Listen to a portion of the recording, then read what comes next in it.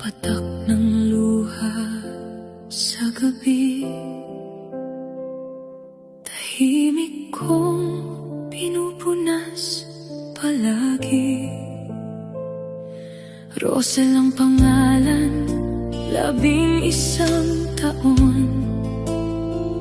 OFW na lumalaban sa bawat hamon. Mula Middle East hanggang Hong Kong ngayon, bit-bit ang pangarap sa bawat pagkakataon.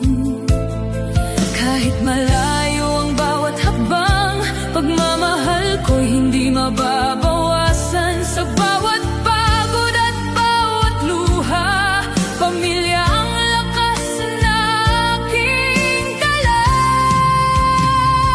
Bawat patak ng luha sa gabi, magiging lakas sa pagsikat ng umaga. Malayo man ako, kayo pa rin ang tibok ng puso ko. Kayo ang dahilan kung bakit hindi ako susuko. Lahat ng sakripisyo para sa kinabukasan. Balang araw uuwi rin sa inyong tahanan.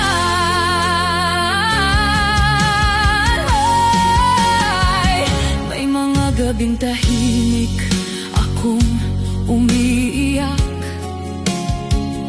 ngunit sa umaga ngiti ang aking hawak. Bawat tawag at litrato nyo sa telepono, sapat na para ipagpatuloy ang pangarap ko. Hindi hadlang ang layo ng ating pagitan. Pag-ibig natin ang aking sandigan.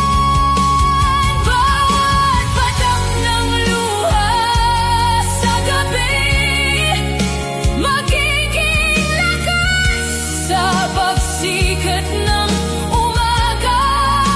Malayo man ako, kayo pa rin ang tibok ng puso ko. Kayo ang dahilan kung bakit hindi ako susuko.